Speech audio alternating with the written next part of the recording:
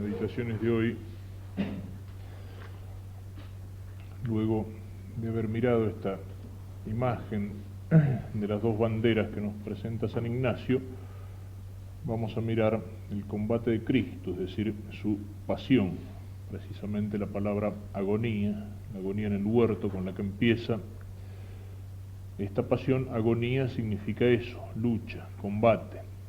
La agonía en el hombre, en el que está en el moribundo, es la última lucha donde trata de aferrarse a la vida. Lo que tenemos que pedirle al Señor, ayer decíamos, mirar a Cristo para imitar a Cristo, que es la manera de seguirlo, y pedir, dice San Ignacio, conocimiento interno del Señor para que más lo ame y lo siga. Es decir, conocimiento aquí del Señor, que por amor mío va a la pasión y va a la cruz, para que más lo ame y lo siga. Pedirlo como una gracia.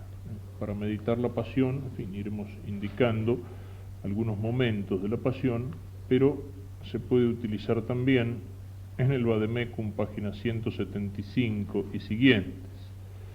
La página 175 indica algunos capítulos de la imitación de Cristo, del Kempis, que pueden ser utilizados para la meditación de la pasión. En la página 176 y siguiente hay como un plano de Jerusalén con el itinerario de la pasión, desde el huerto de los Olivos hasta el palacio de Caifás, al pretorio de Pilatos, al palacio de Herodes y al Gólgota. Y en la página 176, un poco como el horario tentativo de la pasión, o sea, lo que corresponde a cada hora del día.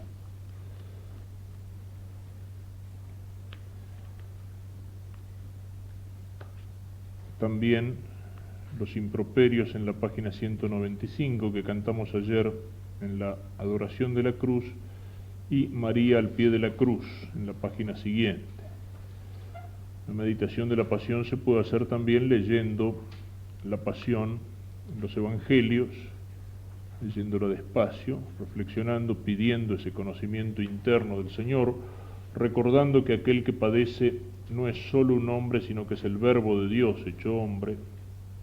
La meditación de la pasión se puede hacer rezando lentamente los misterios dolorosos del rosario y reflexionando sobre el tema de cada uno de los misterios, contemplando.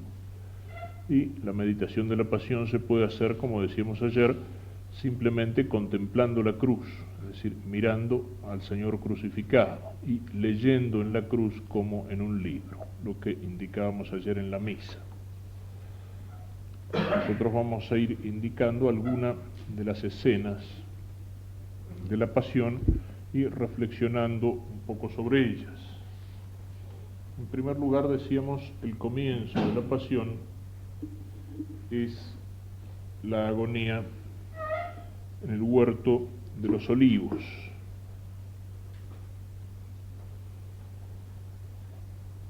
Al cual se dirige Jesús después de la cena. El jueves celebrábamos la misa que se relaciona con esa y revive esa primera misa del Señor, es decir, la primera consagración de su cuerpo y de su sangre en la última cena. Jesús, decíamos ahí, instituye la Eucaristía. Sabe que va a volver al Padre, pero quiere quedarse con nosotros, y entonces instituye la Eucaristía. Y para que la Eucaristía se haga presente, instituye junto con ella el sacerdocio, dándole a los apóstoles el poder de consagrar la Eucaristía. Tiene todo el sermón de la cena, y luego sale con los apóstoles. Ya es de noche, como decíamos, sale de la ciudad, se lo puede ver en el planito, toma hacia el norte, es decir, hacia el noreste de la ciudad, estaba el torrente Cedrón, como un valle, estaba por un lado la colina del templo, por otro lado el monte de los Olivos. El torrente recorre un valle poco profundo, Cedrón quiere decir negro, y allí se dirige a un lugar que conocemos como el Huerto de los Olivos. El nombre es Getsemaní. Decía una vez una catequista, el huerto de don José Maní. Getsemaní es la palabra hebrea que significa lagar de aceite. Es decir, entre esos olivos había un lagar o una prensa para fabricar el aceite. Dice San Juan que muchas veces concurría Jesús allí con sus discípulos. Es decir, cuando Jesús iba a Jerusalén no solía parar en Jerusalén, sino en Betania, en la casa de Lázaro, de Marta y de María.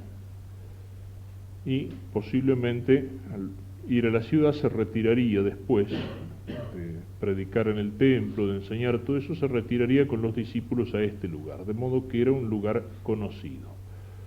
Pero esta vez llegan allí de noche.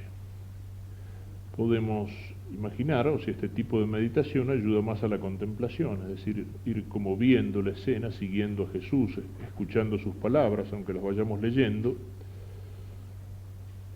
Cuando salen del cenáculo para dirigirse al huerto, termina allí aquellas palabras que son como una despedida de Jesús, donde les va hablando de lo que va a pasar. Termina con un canto litúrgico. Dice, tras cantar el himno, dice el Evangelio, salieron. El himno era lo que llamaban el Hallel, que eran los salmos, desde el Salmo 113 al 118. Esos salmos se cantaban al final de la cena. Perdón, se cantaban 2 antes de la cena y 4 salmos después de la cena pascual.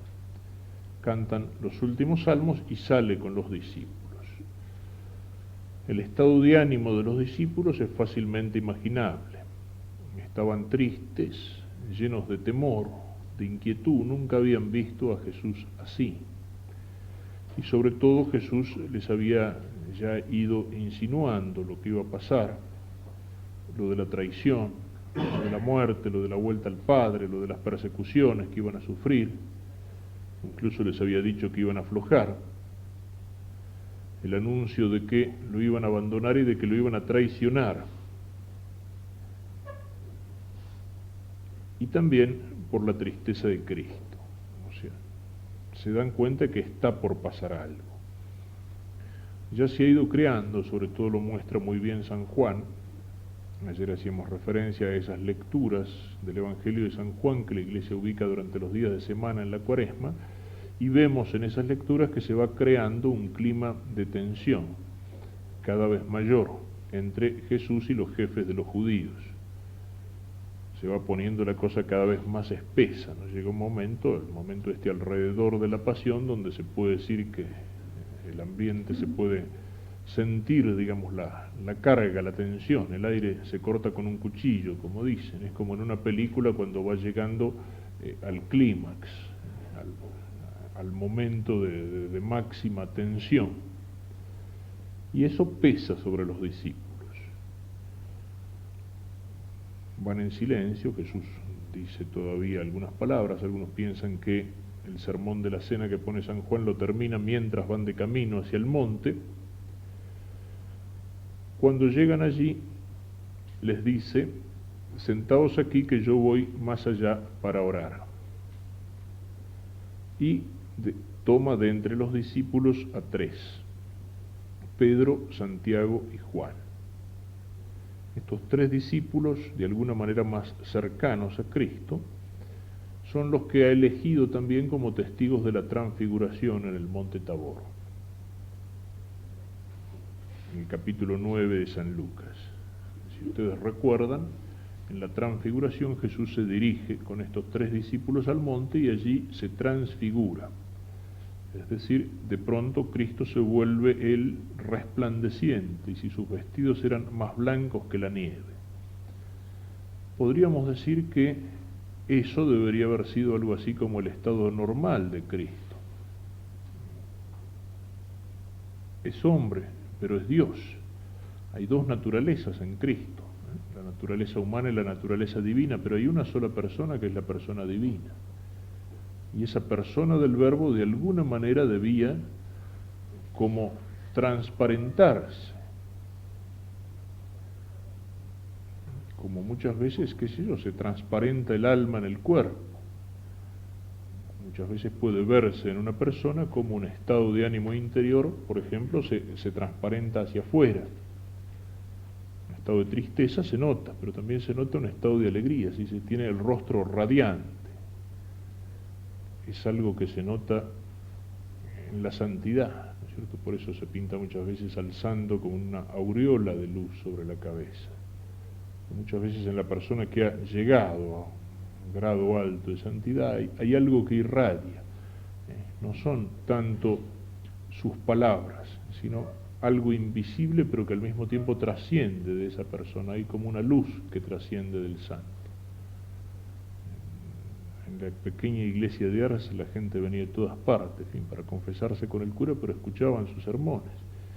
Y en sus últimos años el viejo cura de Ars estaba, digamos, tan penetrado, tan poseído de las cosas de Dios, que a veces intentaba hablar y en lugar de palabras le salían lágrimas, ¿no es cierto? Y famoso uno de los sermones del cura de Ars, toda la gente escuchándolo sin intención, y el cura lleno de lágrimas, con el rostro transfigurado, y señala al sagrario y dice: lo veremos, lo veremos. Y eso llegaba a la gente, evidentemente no por las palabras, ¿no es cierto? ¿Qué pasaría si un cura cualquiera se pone a hacer es el momento de la homilía, dice, lo veremos? Pero él ya vivía de tal manera esa que lo transparentaba. Bueno, con cuánta más fuerza la divinidad tenía que transparentarse en Cristo. Yo diría que lo extraordinario no es la transfiguración, sino lo extraordinario es que Cristo no haya estado así todo el tiempo. Cuando Moisés baja del monte donde ha recibido de Dios los mandamientos, dice que se coloca un velo sobre el rostro, porque su rostro estaba luminoso. Lo extraordinario es que, digamos, en Cristo tiene que haber habido como tener constantemente como velada, como reprimida esa manifestación de la divinidad. Y ahí la deja transparentar de golpe. Los discípulos quedan deslumbrados. Incluso esas palabras de San Pedro, que dice: Señor, hagamos 3 tiendas aquí, porque junto a Jesús han aparecido Moisés y Elías. Qué bueno que es estar aquí. Fue como un pequeño reflejo de lo que puede ser la gloria en el cielo. Digamos, la gloria de contemplar a Dios en el cielo se dejó ver para los apóstoles como si alguien espiara el cielo por el ojo de la cerradura, en esa belleza, en esa majestad de Cristo. Dicen que eligió a estos 3 precisamente porque iban a ser los testigos de la humillación máxima de Cristo, los deja ser los testigos de su gloria, para que no fuera tan grande el escándalo o el sufrimiento. Cristo les había dejado transparentar la gloria a los que iban a ser testigos del momento tal vez más doloroso de su pasión. Pero incluso cuando se mostraba la gloria de Cristo, se transparenta la gloria de Cristo, Cristo aparece con Moisés y Elías a sus lados, es decir, la ley y los profetas del Antiguo Testamento. Y, dice San Lucas, hablaban de lo que iba a pasar en Jerusalén. Es decir, cuando muestra la gloria, sin embargo, ya está presente de alguna manera la cruz. Es curioso eso, pero lo notamos a lo largo de todos los evangelios, si lo sabemos leer. Cuando la Virgen Santísima presenta en los misterios de gozo, presenta al niño en el templo, y el anciano Simeón reconoce al niño, y inspirado por Dios le había prometido que no iba a morir hasta ver al Salvador, lo toma el viejo al niño en sus brazos, dice: Señor, ya me puedes llevar de este mundo, mis ojos han visto al Salvador. Una profecía de gozo, de alegría. Y sin embargo, a partir de ahí le dice a la Virgen: este niño será signo de contradicción, puesto para salvación y para caída, y a ti una espada te atravesará el corazón. Es decir, en el momento en que la Virgen está viviendo el momento de gozo que sigue a la Navidad, el dolor de alguna manera se hace presente. Y podríamos decir que al revés, cuando la Virgen está junto a la cruz, con un peso de inmenso dolor, pero está de pie junto a la cruz. O sea, cuando todos desesperan, cuando todos abandonan, posiblemente solo en el corazón de la Virgen hay una chispita de esperanza en medio de ese inmenso dolor. Es una imagen de lo que es la vida cristiana, ¿no es cierto? Muchas veces hemos hablado de la cruz en estos días, de que para seguir a Cristo hay que cargar la cruz, de que la vida cristiana se presenta como una lucha ardua, como un combate interior y exterior, pero la vida cristiana no es solamente cruz. Yo lo suelo usar esto con la imagen de los misterios del Rosario, ¿no es cierto? En los misterios del Rosario hay misterios de gozo y misterios de dolor. En medio del dolor está presente la esperanza y en el gozo está presente la cruz. Es decir, es como si esos misterios estuvieran trenzados. La vida del cristiano es como un tiento donde se van trenzando el gozo y el dolor, ¿no? La tristeza y la alegría, ¿no? La cruz y la gloria. Así fue la vida de Cristo, así fue la vida de la Virgen, así es la vida del cristiano. No es solo cruz, en nuestra vida Dios nos da tantas cosas buenas, tantas alegrías, tantos alientos, pero el 100 por 1 en medio de persecuciones.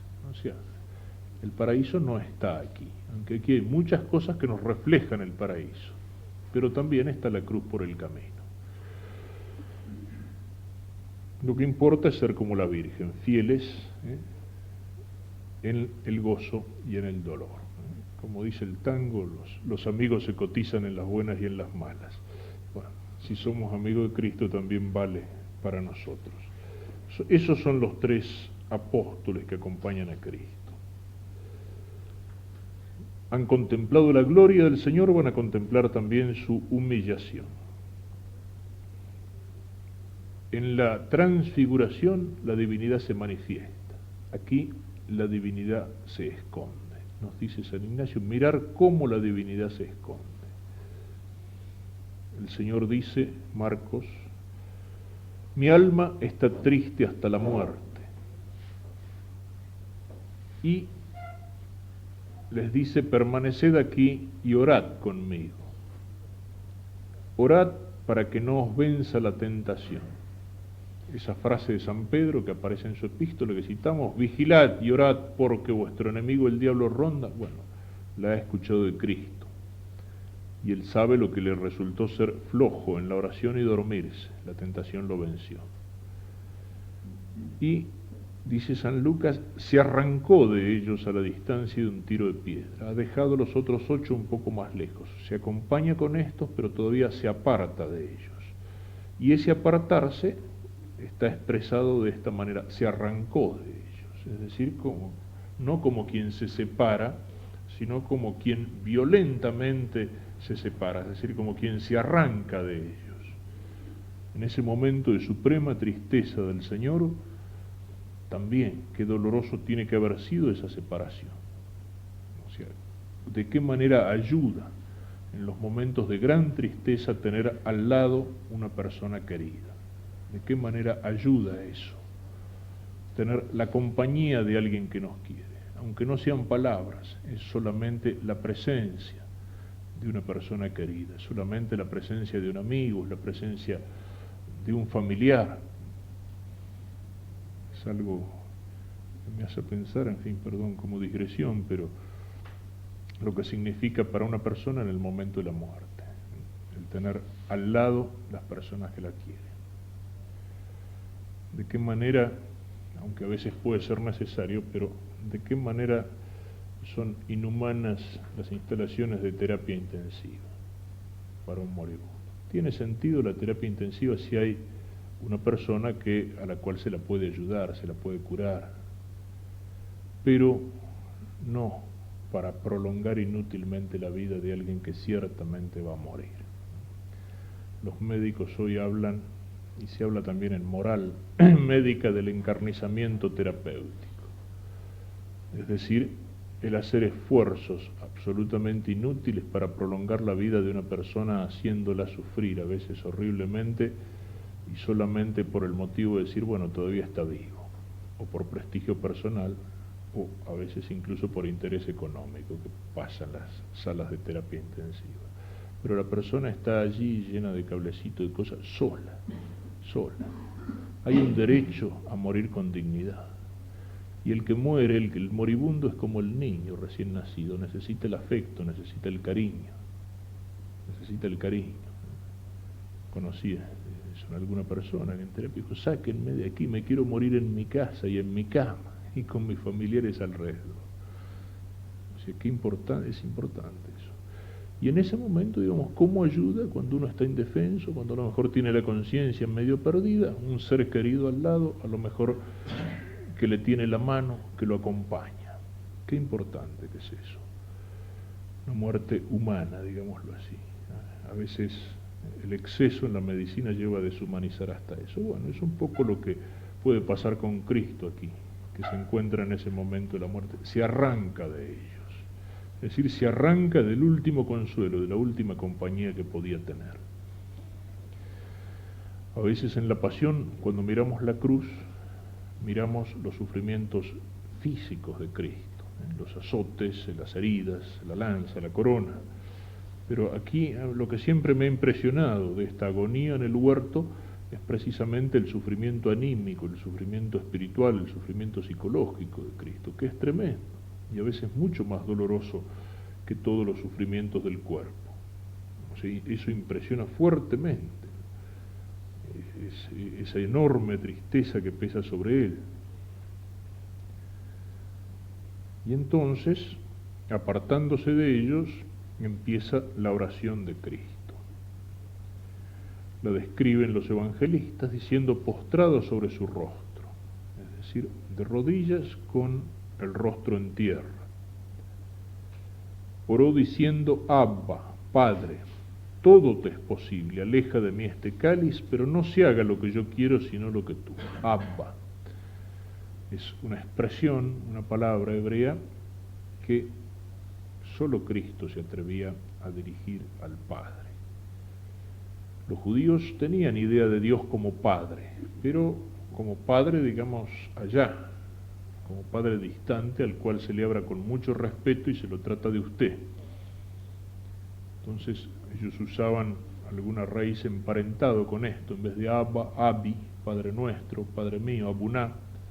En cambio acá es Abba, viene a ser papá, o papito incluso.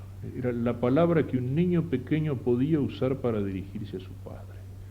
Cuando Jesús usa esa palabra, la ha usado en otras ocasiones, antes de la agonía del huerto, los judíos se escandalizan. Nadie podía hablar a Dios así.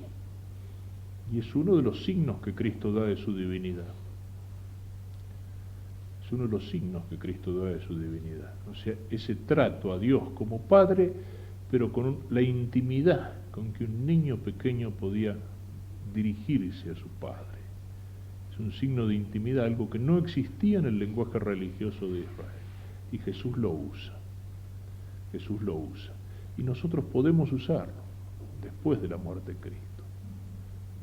Cristo incluso antes distinguía cuando habla con los apóstoles, me voy a mi Padre y a vuestro Padre. En ningún momento dice Padre nuestro, salvo cuando enseña a rezar el Padre nuestro, pero dice recen así. Pero después que por la resurrección de Cristo hemos sido hechos hijos de Dios, también nosotros lo podemos llamar así. Dice San Pablo en la carta a los Gálatas que el Espíritu Santo actúa en nosotros haciéndonos exclamar Abba, Padre. Es decir, podemos hablar a Dios con esa confianza que traduce perfectamente el criollo cuando dice Tata Dios. Abba es Tata. ¿Pero por qué? Porque por la muerte y la pasión y la resurrección de Cristo hemos sido hechos hijos de Dios. Hijos de Dios en el orden de la gracia. Todo te es posible, aleja de mí este cáliz, pero que no se haga lo que yo quiero, sino lo que tú. San Marcos, San Mateo son palabras que se transcriben de forma parecida y que aparte Cristo la ha pronunciado más de una vez en ese tiempo. Padre mío, si es posible que se aleje este cáliz, pero que no se haga lo que yo quiero, sino lo que tú. Si es de tu agrado, traduce Lucas, aleja de mí este cáliz, no obstante que no se haga mi voluntad, sino la tuya. La voluntad de Cristo se aparta de la voluntad del Padre, no. Es lo que decíamos ayer cuando hablábamos de la Virgen como esclava. El amor está en esa identificación de voluntades. Por eso dice Cristo, el que me ama cumple mis mandamientos. vosotros sois mis amigos porque hacéis lo que yo os mando. No son los que dicen Señor, Señor los que van a entrar en el reino de los cielos, sino los que hacen la voluntad de mi Padre. Amor es esa identificación de la voluntad que lleva a querer lo mismo aquí. Pero Cristo es hombre también y siente en su cuerpo, siente la rebelión de la carne, siente la rebelión de toda su sensibilidad en frente al sufrimiento y en frente a la muerte. Y entonces pronuncia esas palabras, pero que no son palabras de rebelión, sino que terminan con la aceptación de la voluntad del Padre, hecho obediente por nosotros hasta la muerte y muerte de cruz, va a decir San Pablo. Es el mismo Cristo que antes decía, capítulo 12 de San Lucas, tengo que ser bautizado con un bautismo. ¿Y cómo estoy angustiado hasta que se cumpla? Es decir, con un bautismo de sangre. Y él deseaba que se cumpliera, estaba en tensión hacia ese cumplimiento. Pero cuando llega el momento del cumplimiento, siente esa rebelión natural de nuestro cuerpo. Como lo que puede ser, no es una contradicción que se den en el cristiano esas dos cosas, ¿no es cierto? El cristiano enfrente a la muerte puede tener una actitud cristiana de aceptación, de valor, sabiendo que la muerte es un encuentro con Cristo. Y muchas veces uno encuentra en esos maravillosos testimonios de paz, de serenidad, de alegría en la persona que va a ese encuentro con Cristo, pero al mismo tiempo puede sentir el peso de la carne que protesta. Es como cuando miramos en la fe la muerte de una persona querida que ha muerto en Dios. Por una parte decimos, bueno, es más feliz que nosotros, está con Dios. Y es cierto, no es un consuelo piadoso ni una mentirita piadosa, pero sentimos el dolor de la separación. Las dos cosas pueden darse. Uno como cristiano acepta que Dios se lo llevó, sabe que es más feliz, pero al mismo tiempo siente el dolor de la separación. En Cristo se dan las dos cosas, se da la aceptación, la voluntad que se identifica con la voluntad. Él sabía que venía para esto, pero también esa rebelión de lo sensible en frente al dolor. Vuelve en un momento donde quedaron los tres. Y como los encuentra dormidos, le dice a Pedro, Simón, ¿duermes? ¿No has podido velar conmigo una hora? Pedro que decía, aunque todos te abandonen, yo no te abandonaré.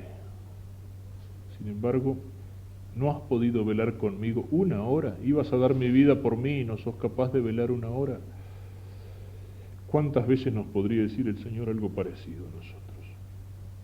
Y vuelve a repetir, velad y orad para no caer en la tentación.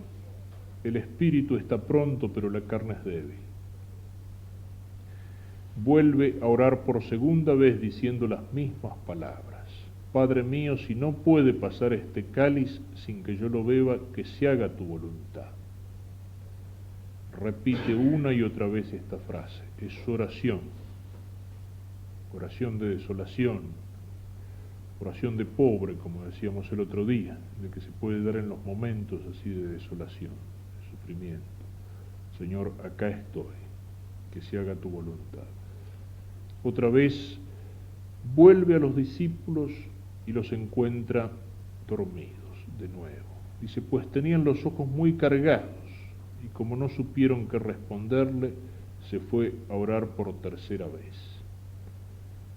Llega por tercera vez y les dice, dormid y descansad, basta.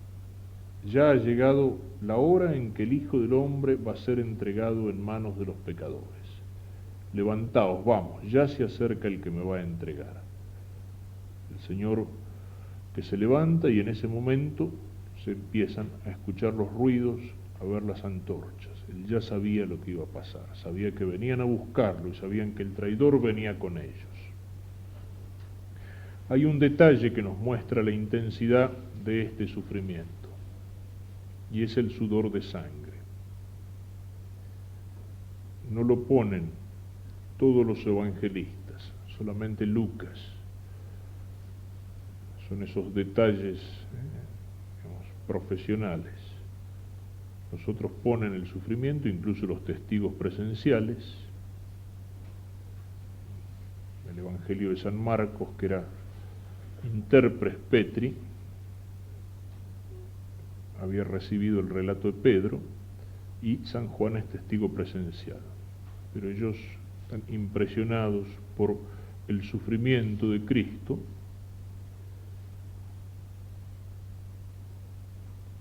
simplemente relatan la oración y relatan su propia debilidad al dormirse. Lucas era médico, fue compañero de San Pablo después. San Pablo dice, Lucas el médico querido. Y entonces tiene este detalle, como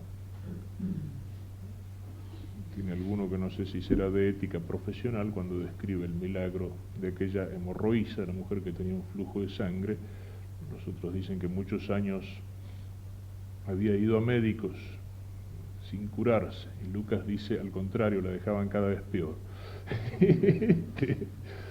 Y aquí él recuerda este detalle. Él no es testigo presencial, pero ha tenido contacto inmediato con los apóstoles, de alguno de los tres lo ha recibido. Le vino un sudor como de gotas de sangre que llegaba hasta el suelo. Es decir, la tensión interior, el sufrimiento del Señor es tan fuerte que provoca una tensión física en la cual se produce la ruptura de vasos sanguíneos, y entonces suda, pero suda sangre, no solamente algunas gotas que van como perlando la frente, sino abundantemente, llega hasta el suelo. O sea, significa una situación de extremo sufrimiento. ¿Y qué es lo que sufrió? Lo mejor es mirarlo con las palabras de los evangelistas. Dice, lleno de angustias, dice San Lucas.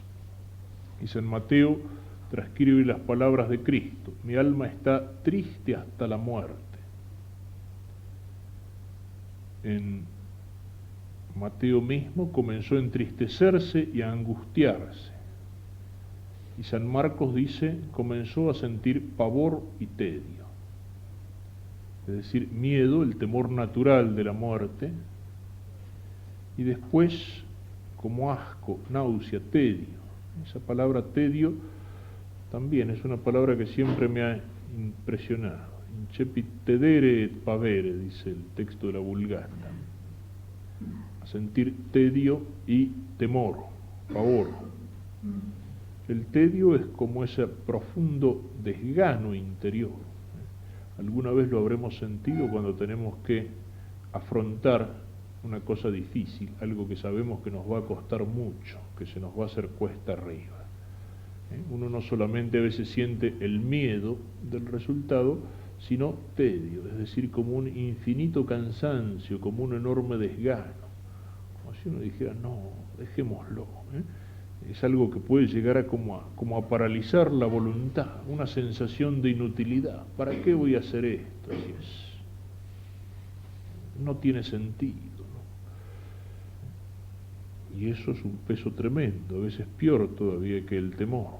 O sea, por ahí es más fácil vencer el miedo que conseguir levantarse de ese desgano infinito, de esa sedia. ¿Y eso por qué? El profeta Isaías, en esos cantos del servidor sufriente, lo decía, sobre él puso todas nuestras iniquidades. Fue él quien soportó nuestros sufrimientos y cargó con nuestros dolores. Fue traspasado por nuestras iniquidades y molido por nuestros pecados. La primera lectura de ayer, donde el profeta con siglos de anticipación habla de ese servidor sufriente que va a tener cumplimiento en Cristo y que carga sobre sí todos nuestros pecados. O sea, qué tremendo para Cristo, que era Dios, es decir, el que ha recibido la ofensa del pecado, pero incluso para Cristo como hombre, es decir, sin pecado, como hombre sin pecado, como hombre cuya alma está íntimamente unida a la divinidad, cuya naturaleza está hipostáticamente unida a la persona divina, sentirse de alguna manera hecho pecado, no porque en él hubiera pecado, pero es hecho como la figura del pecado, es hecho como carga, asume sobre sí de alguna manera todos los pecados de la humanidad. Es un peso inmenso, y un peso inmundo al mismo tiempo. Hay una imagen de Cristo que aparece en los evangelios de algunos de los domingos de Cuaresma, que es la referencia que él hace a la serpiente de bronce que levantó Moisés en el desierto, cuando los israelitas habían pecado contra Dios, y entonces les envía el castigo, aquella plaga de serpientes que los mordían. Y Moisés ruega por el pueblo y Dios le dice que haga una serpiente de bronce y la levante, y todos los que miran la serpiente quedarán sanos. Y esa serpiente aparece como la imagen de Cristo. Cristo en dos ocasiones hace referencia a eso. El Hijo del Hombre, así como Moisés levantó la serpiente en el desierto, también el Hijo del Hombre tiene que ser levantado. Y resulta curiosa esa imagen, ¿no? La serpiente es la imagen de Satanás en el primer pecado y que aparezca como imagen de Cristo, o sea, un símbolo con doble valor. Santo Tomás de Aquino lo explica en su comentario al Evangelio de San Juan. Dice, la serpiente de bronce tenía figura de serpiente pero no tenía veneno. Dice, por eso sanaba a aquellos que la miraban. Dice, y es como Cristo, tiene figura de pecado, es decir, de pecador, pero no tenía pecado.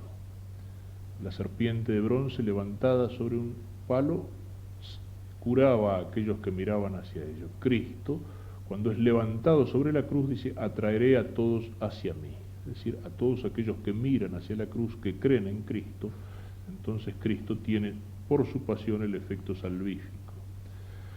Pero evidentemente el tedio, ese rechazo interior, es precisamente eso, el cargar con todas nuestras iniquidades. Y hay otro elemento. Lo traía en sus visiones, esta que estamos leyendo, la venerable Ana Catalina Emmerich, ella que vivía cada día, o sea, esas revelaciones de la pasión, ella iba sufriendo los sufrimientos de la pasión en su cuerpo, tenía los estigmas, todos los signos de la pasión, y eso se repetía cada Semana Santa, y ella vivía, veía, digamos, como si fuera filmada las escenas de la pasión, por eso las describe con tantos detalles que incluso no figuran en el Evangelio. Y ella interpreta otro elemento de ese sufrimiento de Cristo y que es el que nos puede tocar más personalmente, aun cuando el Evangelio no diga nada expresamente, pero también habla de esto el Señor cuando aparece a Santa Margarita María de Alacoque, es lo que conocemos como las apariciones del Sagrado Corazón, es decir, a dónde empieza el culto, la devoción al Sagrado Corazón a tomar auge, a crecer en la Iglesia, por las apariciones a Santa Margarita María de Alacoque, una religiosa francesa. De allí vienen aquellas promesas del Sagrado Corazón, como la de los 9 primeros viernes, el culto de reparación y de adoración eucarística, y entre las cosas que le dice Jesús a Santa Margarita María, le habla de esto. Es decir, a ese sufrimiento de tener que cargar todos los pecados, se une la tristeza y el desaliento por la ingratitud de nuestra correspondencia. Lo que señala Ana Catalina es eso, que Cristo ve en ese momento de la oración en el huerto, ve como si fuera así en una visión, no digamos exactamente cinematográfica, pero ve como en una visión panorámica todos los pecados del mundo. Y eso es perfectamente posible. Dicen que en algunos casos, en algún momento, un riesgo grave de muerte, una caída, un peligro de ahogarse o un accidente, en algunos casos se ha dado, recuerdan después esas personas cuando se han salvado, que han tenido como una visión panorámica de toda su vida, en los breves segundos en que duró ese riesgo. Digamos, ¿de qué manera? En fin, no lo sabemos bien, son esas cosas que escapan al terreno de la psicología normal y entran a lo mejor en el de la parapsicología. En Cristo hay más que parapsicología, es Dios. Y Dios conoce en un solo golpe de vista todas las cosas del tiempo y toda la historia de la humanidad. Entonces, no tiene nada de extraño que Cristo hubiera visto así, realmente, como teniendo presente en ese momento y asumiéndolos todos los pecados de la humanidad. Decíamos ayer que Cristo no nos ama como multitud indiferenciada, sino que ama a cada uno de nosotros con un amor particular. Entonces también porque me ama con un amor particular, mis pecados le son particularmente conocidos. Es decir, lo han herido de una manera particular. A veces cuando uno habla de nuestros pecados hacen sufrir al Señor y todo eso. Ahora no. El Señor ahora en el cielo no puede sufrir. En la gloria, junto al Padre, incluso en su cuerpo transfigurado. Pero lo que pasa es que para Dios, en la eternidad, todo está presente. Y para Cristo, en un momento, en un instante, y pienso que ese momento, ese instante puede ser el de la oración en el huerto, se han hecho presentes todos los pecados, pero no como una masa indiferenciada, el pecado del mundo in genere, sino los pecados de cada uno de nosotros. Esa también puedo decir, y ciertamente sin vanagloriarme de eso, que es mi aporte a la pasión del Señor, no mi aporte personal. Pero no solamente los pecados, sino la ingratitud. Es decir, Cristo tiene conciencia de en cuántas personas su pasión va a ser inútil. No por culpa de él, porque la pasión de Cristo alcanza y sobra. Santo Tomás dice en el Adoro te devote, cuius una stilla salvum facere totum mundum quid ab omni scelere. Perdonen que lo cite en latín, digamos, no es pedantería, sino que no, lo recuerdo, lo memorizo, lo tengo memorizado en latín. Cuando habla su sangre, dice, de la cual una sola gota basta para salvar al mundo de todos sus crímenes. Es decir, la sangre de Cristo es más que suficiente, una sola gota, podía haber sido aquella gota de sangre que derrama en la circuncisión, suficiente para salvar al mundo de todos sus crímenes. Sin embargo, quiso llegar hasta el extremo, dar hasta la última gota de sangre. Pero para que me limpie de mis crímenes, digamos así, para seguir la imagen, yo tengo que ponerme debajo de la cruz para que la sangre de Cristo me lave. ¿Y cuántos son los que hacen inútil ese sacrificio? Es decir, cae la sangre de Cristo, pero uno se puede hacer al costado y decir, no, a mí no, a mí no. También aparecen las palabras del profeta Isaías. En vano trabajé, inútil y vanamente he gastado mi fortaleza. Es decir, en la ingratitud y en el rechazo de tantos hombres. Empezando por esa primera ingratitud, que es la ingratitud y el rechazo de la mayoría de su pueblo. Y siguiendo incluso no solo por la ingratitud de aquellos que van a rechazar la predicación del Evangelio, sino y sobre todo, de alguna manera particular, por la ingratitud de nosotros cristianos. Eso tiene que dolerle particularmente. Mientras más uno ha recibido, más dura es de alguna manera la ofensa al Señor. El pecado del cristiano es un pecado de hijo, es un pecado de aquel que ya ha sido redimido, que ha lavado en el bautismo y en la confesión su alma con la sangre de Cristo crucificado. Es un pecado de hijo, es un pecado que duele más particularmente. Y eso es lo que cae sobre el Señor como un peso inmenso en todo este sufrimiento interior. Pensemos en él para poder conocer a Cristo interiormente, que es, como decíamos, tal vez más doloroso que todo el sufrimiento físico. Y en ese momento, Lucas 22:43, se le apareció un ángel del cielo que lo confortaba.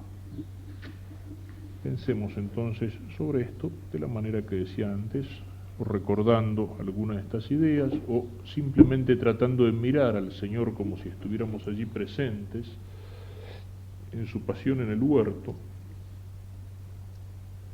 y pedir, lo repito, conocimiento interno del Señor que por mí se ha hecho hombre y por mí va a la pasión para que, conociendo lo que Él ha hecho por mí, mi respuesta sea más generosa.